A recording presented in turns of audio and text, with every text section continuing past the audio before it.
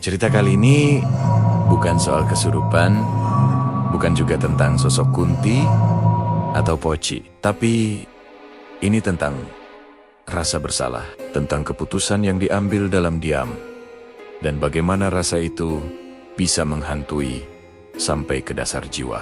Semua bermula dari kamar kos nomor 3, sebuah kosan khusus perempuan yang ada di daerah Malang. Tempat di mana satu rahasia kecil pelan-pelan merusak hidup seseorang dan membuat kamar itu nggak pernah bisa dipakai lagi. Kosan itu sebenarnya biasa aja, bangunannya masih model lama. Tembok putih, agak kusam, halaman sempit, dengan satu pohon mangga di tengah. Tapi yang bikin banyak mahasiswi betah, itu karena lokasinya deket banget sama kampus. Pemiliknya, Bu Rini, dikenal ramah dan perhatian. Walau kadang agak cerewet soal jam malam, tapi beliau nggak pernah galak. Salah satu penghuni lama kos itu namanya Nana, mahasiswi komunikasi semester 6. Udah 2 tahun tinggal di situ. Udah akrab sama semua anak kos termasuk Bibi, si anak hukum yang suka nonton sinetron sampai malam. Mereka berdua sering ngobrol di teras, atau kadang nongkrong bareng di warung depan kos sambil beli kopi sachet dan gorengan. Tapi semua berubah waktu penghuni baru datang.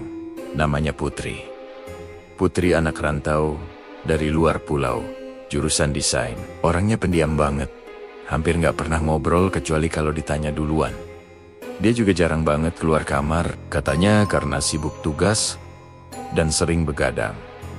Awalnya nggak ada yang aneh, tapi lama-lama Nana mulai ngerasa ada sesuatu yang janggal sama Putri. Tiap malam, sekitar jam 2, dari kamar nomor 3, kamar Putri, sering kedengeran suara gesekan meja, atau bunyi kursi diseret pelan. Pernah juga terdengar kayak suara orang nangis lirih.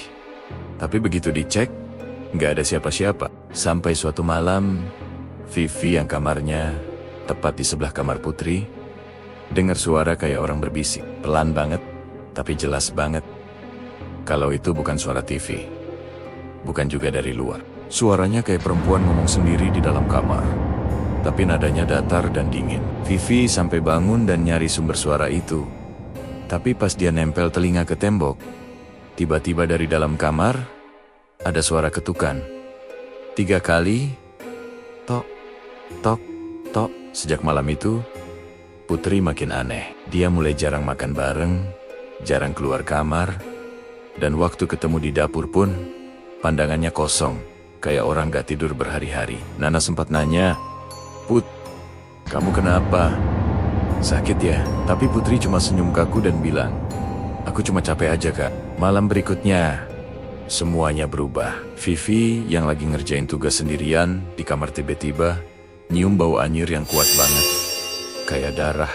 Dia pikir mungkin ada tikus mati. Jadi dia keluar kamar dan nyari sumber baunya. Tapi anehnya, baunya makin kuat pas dia berdiri di depan kamar nomor 3, kamar Putri. Dia coba ketuk pintu. "Putri, kamu di dalam?" Tapi nggak ada jawaban. Suara kipas angin dari dalam terdengar pelan, tapi nggak ada tanda-tanda gerakan. Vivi panggil lagi, tetap nggak dijawab. Akhirnya dia panggil Nana. Mereka berdua berdiri di depan kamar itu, bingung mau ngapain. Bu Rini yang dengar keributan, akhirnya keluar juga. Dengan kunci cadangan di tangan, dia buka pintu kamar itu pelan-pelan, dan seketika mereka bertiga menjerit. Putri ditemukan tergantung di depan lemari, dengan tali yang diikat ke ventilasi atas kamar. Matanya terbuka, dan di bawah kakinya ada meja kecil yang terjatuh. Polisi datang malam itu juga. Kasusnya dianggap bunuh diri. Tapi yang bikin semua orang merinding, di dinding kamar itu, tepat di atas tempat tidur, ada tulisan pakai spidol hitam, "Aku cuma mau mereka berhenti ngomongin aku." Setelah kejadian itu, kamar nomor 3 dikosongin. Tapi anehnya, setiap kali ada yang nyoba bersihin kamar itu, mereka selalu bilang ngerasa kayak diperhatiin. Bahkan, tukang bersih yang dikirim Bu Rini sempat cerita kalau dia dengar suara perempuan nangis dari kamar mandi kecil di dalam kamar itu. Padahal airnya belum dinyalain sama sekali. Beberapa bulan kemudian, kamar itu coba disewakan lagi, tapi penghuni baru cuma tahan 3 malam. Katanya, Setiap jam 2 dini hari, dia selalu kebangun karena dengar suara kursi diseret pelan. Dan dari cermin kamar mandi, terlihat pantulan bayangan seseorang yang berdiri di sudut kamar. Padahal, waktu dilihat langsung, kosong. Sejak saat itu, Bu Rini mutusin buat ngunci kamar nomor 3 selamanya. Dikasih gembok besar, ditutup kain putih, dan gak pernah dibuka lagi. Katanya, biar arwah putri tenang, biar gak ada yang ganggu. Tapi kadang, waktu hujan malam-malam, dan semua penghuni udah tidur, Vivi, yang masih ngekos di situ sampai sekarang, suka dengar sesuatu dari balik pintu kamar itu.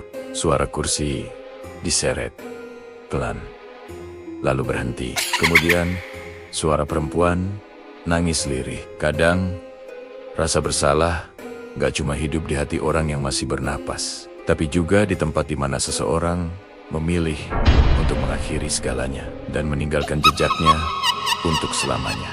Gimana menurut kalian kisah horor ini? Bila kalian ada pengalaman horor yang lebih menyeramkan, coba tulis di kolom komentar dan jangan lupa tekan tombol subscribe.